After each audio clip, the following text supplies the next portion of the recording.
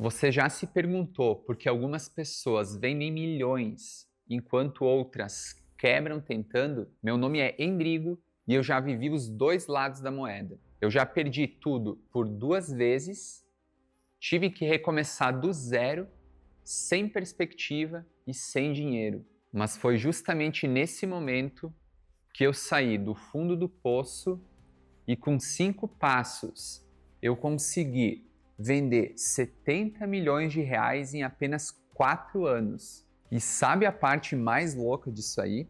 É que a maioria dos empresários ou não aplica esses passos por não saber, ou sabem, mas não aplicam por preguiça, por medo, por insegurança. Nos próximos minutos eu vou te mostrar cada um deles. E o quinto passo foi o que mudou tudo para mim. Então assiste até o final, preste atenção, porque o quinto é o mais importante.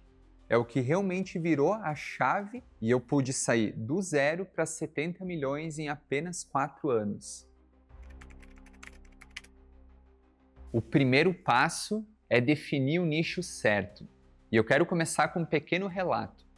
Quando eu quebrei pela segunda vez, eu estava me esforçando, mas eu não conseguia sair de poucas vendas. Eu fazia uma, duas, três vendas, não tinha lucro. E eu me dei conta só depois que eu estava tentando vender algo para alguém que não queria aquilo. Ou seja, eu não estava resolvendo uma dor latente ou uma grande dor do público. Eu tinha criado na minha mente uma solução aonde muita gente, eu acreditava que muita gente precisava daquilo, mas que no fim, ou seja, quando eu apresentava essa solução para as pessoas, elas não viam valor naquilo, não compravam ou muita pouca gente comprava. Então, esse é o primeiro ponto importante nessa construção de vendas de escala. Você precisa escolher um nicho aonde a dor seja muito grande, muito latente.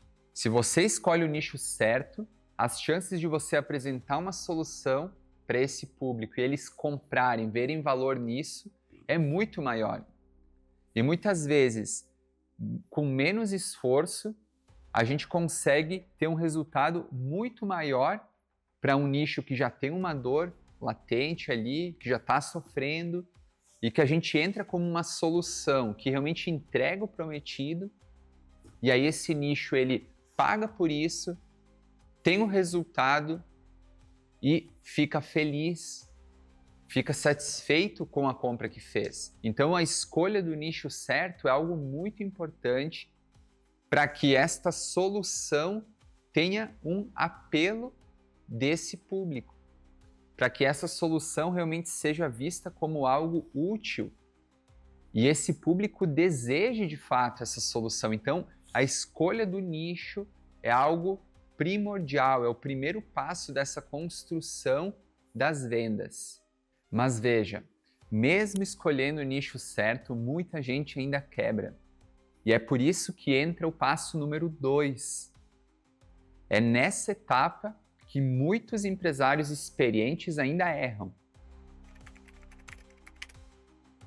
O passo 2 é precificar estrategicamente. Quando eu voltei para o jogo, eu coloquei o preço lá embaixo. Porque eu pensava, bom, quanto mais baixo o preço, mais gente vai comprar. E eu me deparei com um custo de venda muito alto. Eu pagava mais para vender do que eu recebia na venda do produto. Então isso é algo que precisa ter muito cuidado. Quando a gente vai precificar algo, a gente sim pode ter um preço mais baixo, mas se a gente quiser ter realmente lucro no negócio, a gente precisa ter uma solução com um preço maior, porque a gente vai trazer novos clientes através de preços menores, vai aumentar a nossa base, mas a gente precisa de produtos com preços maiores para gerar mais receita e mais lucro. Então, muitas vezes a gente empata nessa primeira venda de preço menor e ganha vendendo para o cliente que entrou na base por um preço maior. É claro que isso não é tão simples como parece. A gente precisa pensar que dentro de um mercado a gente vai se deparar com pessoas que têm um poder aquisitivo para pagar maior por essa solução e tem pessoas que não têm essa condição. E muitas vezes, o que acontece? Uma pessoa que tem um poder aquisitivo maior, talvez ela nem se interesse por essa solução de menor preço. Ela vai e compra, primeiramente, a solução de um preço maior. Então, por exemplo, no mercado de infoprodutos, a gente vê cursos aí de 100, 200, 300 reais, livros, PDFs. A gente tem uma grande parte do mercado que se interessa por esse tipo de produto. Vai ter que ler, vai ter que fazer um curso, é algo gravado, é algo mais simples, mas vai ter gente que vai se interessar por isso, porque também é o que o bolso deles podem pagar. Mas vai ter gente que vai se interessar por produtos de preço maior, ou seja, talvez uma mentoria, talvez um mastermind, porque essa pessoa, se ela compra um curso, um livro, talvez ela não tenha nem tempo para ler, para aplicar. Talvez ela já esteja cansada de comprar esse tipo de solução e não ver resultado. Então ela prefere investir mais para ter uma entrega diferente. É a mesma coisa quando a gente vai viajar. A gente vai fazer uma viagem de avião de 10 horas. Muitos escolhem a classe econômica, outros preferem a classe executiva, para poder viajar com mais espaço, para poder viajar com mais conforto, mais regalias. É claro que tem gente que não tem condições de viajar nessa classe mais top, e aí acaba indo pela econômica. Mas o ponto aqui é, existe mercado para ambos os preços, e saber precificar, vender um produto de preço menor e ter um produto de preço maior é algo realmente importante para que o custo para fazer a venda para o primeiro cliente possa ser compensado com uma receita maior na venda de um produto de ticket maior para esse mesmo cliente que está entrando. É óbvio que nem todo mundo que vai comprar um produto de baixo ticket vai investir mais num produto de alto ticket. Então, geralmente, de cada 100 pessoas, isso é uma estatística. 10 pessoas acabam comprando um produto de preço maior. E esse é o jogo, é um funil. A gente vai trazer pessoas que estão dispostas a pagar numa faixa de preço menor e algumas dessas pessoas vão acabar comprando na faixa de preço maior. Outras pessoas vão entrar e vão comprar direto o produto no preço da faixa maior. Então esse é o jogo da precificação e isso precisa ser decidido de maneira estratégica. Mas acredite, mesmo precificando do jeito certo, algumas pessoas ainda não conseguem vender nada. O motivo? Porque elas estão copiando alguém. Você já passou por isso em algum momento da sua trajetória? Deixe eu saber aqui nos comentários. O terceiro passo é ser autêntico. Quando eu comecei novamente, eu copiava o que outros vendedores e marqueteiros estavam fazendo. A fórmula, o método, a estratégia, sempre procurando aquela fórmula mágica. E eu me distraía muito, eu perdia muito tempo aplicando algo que não era da minha natureza. E foi somente quando eu me fechei dentro do meu próprio negócio, comecei a pensar do meu próprio jeito, que eu comecei a encontrar o meu estilo de vender. E a partir daí que minhas vendas realmente começaram a crescer, as minhas conversões aumentaram. E o resultado foi muito rápido já nos primeiros meses. Olha, em uma venda você precisa transmitir confiança para o seu potencial cliente. E para que isso aconteça, você precisa ser você mesmo. Então, seja uma venda por telefone, uma venda frente a frente, uma venda na internet, por um vídeo de vendas, um anúncio, Você precisa ser autêntico, você precisa ser único, você precisa criar um ambiente confortável onde passe segurança para quem está pensando em comprar de você. Quando você tenta ser uma pessoa que você não é, você fica mais tenso, você passa insegurança, você não se sente bem.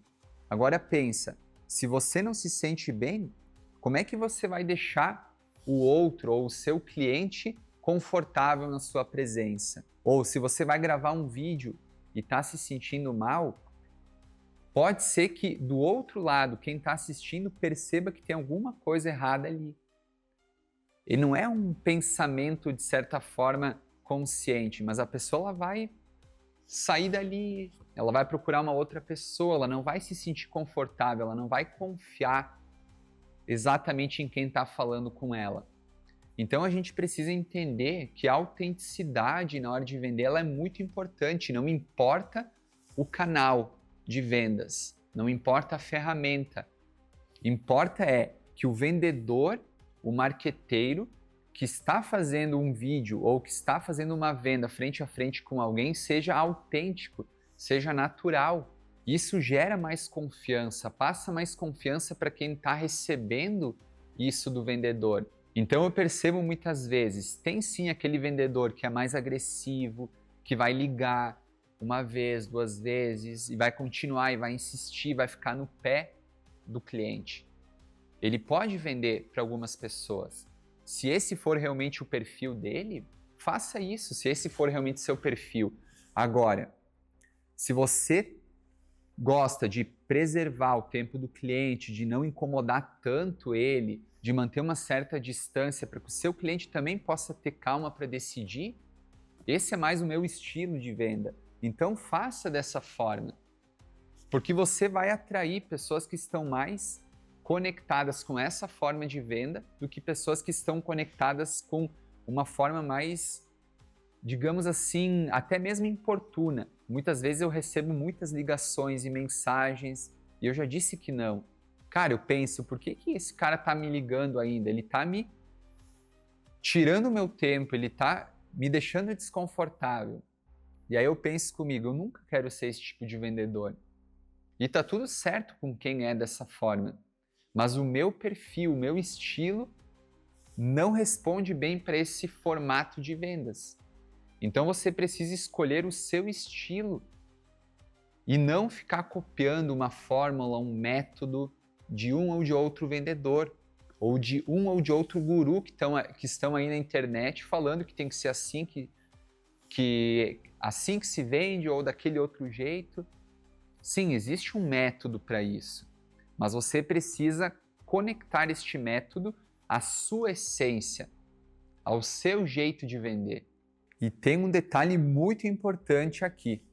Não basta você saber quem você é apenas. Você precisa saber para quem você está vendendo de verdade. O quarto passo é definir e encontrar o seu cliente ideal. Eu percebi nessa retomada das vendas que eu estava muito focado em vender para quem não me conhecia, trazer um cliente novo. E isso custava muito. E muitas vezes eu pensava, bom, mas eu fiz uma venda. Depois eu me perguntava, será que esse cara vai comprar de novo de mim? Alguns compravam novamente, outros não. E aí eu comecei a perceber que o cliente certo é o cliente que compra pelo menos 2 vezes de mim. Porque a primeira vez que ele comprou, ele estava apenas testando o nível de confiança dele. Depois disso, ele ia entrar no ecossistema, ia usar a solução que eu tinha vendido para ele e ia decidir se ele ia comprar de novo de mim, se aquilo ali era para ele. E tá tudo certo, vai ter gente que não vai comprar. Ela não se identificou com alguma coisa, daqui a pouco a prioridade dela mudou. Então a gente precisa entender que existe um cliente ideal. E cliente de verdade é cliente que compra pelo menos 2 vezes da gente. Então a gente precisa construir essa visão de quem a gente está buscando desde a primeira venda. Então, quando eu trago um cliente mais qualificado para dentro da minha base, esse cliente vai comprar outras soluções de mim e também vai aumentar o lucro da empresa, porque ele vai recomprar. O segredo do lucro e da escala nas vendas é a recompra. Não adianta a gente vender apenas uma única vez e aí pagar novamente para trazer um novo cliente para dentro da base. Num primeiro momento a gente pode ter um lucro, mas à medida que o tempo vai passando, se a gente não consegue monetizar dentro da base, ou seja, vender soluções para quem já é cliente, o nosso negócio ele vai morrer. As vendas vão diminuir, vão cair. Então, de um lado, a gente precisa estar trazendo clientes a todo momento, e esses clientes precisam ser o cliente que vai comprar a segunda vez. A gente não tem como ter certeza, mas a gente tem como definir um perfil ideal de cliente. E a partir dessa entrada desse cliente na base, a gente vai acompanhar ele ao longo da trajetória e vai ofertar outras soluções. Quando a gente resolve um problema dele, talvez surja um outro problema, e muito provável que surja, para a gente poder entrar com uma outra solução. E aí a gente vai criando uma base cada vez maior de clientes, e esses clientes vão comprando mais soluções da gente. E é assim que se faz uma escala consistente ao longo prazo, ao longo do tempo. Mas nada disso adianta se o seu time de marketing e o time de vendas estão ali brigando entre si. E aí que entra o passo 5. Alinhar o seu time de marketing com o seu time de vendas. Quando eu comecei esse negócio, eu tinha apenas o time de marketing. A gente fazia anúncios, vídeos de venda, tráfego pago. Depois de um tempo, eu precisei contratar vendedores para que eles trabalhassem numa etapa mais de fundo do funil.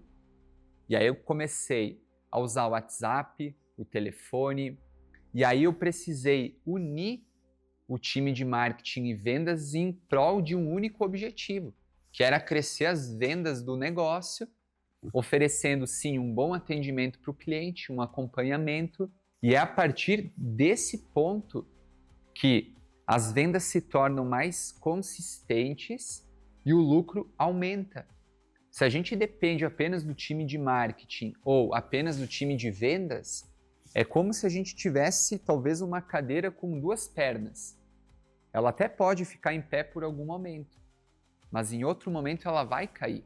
Então o time de marketing e o time de vendas é como se fossem as 4 pernas da cadeira. Agora, deixa eu te dizer, esses 5 passos, eles mudaram a minha vida. Mas em vários momentos da minha trajetória, teve uma coisa que realmente me atrapalhou. A opinião dos outros, a crítica que vinha externa, que vinha do time. E é por isso que eu gravei um outro vídeo aqui no meu canal, eu vou deixar indicado aqui nessa tela, que fala como não se importar com o que os outros pensam de você. Então ele é um vídeo complementar a esse material aqui. Então clique e assista.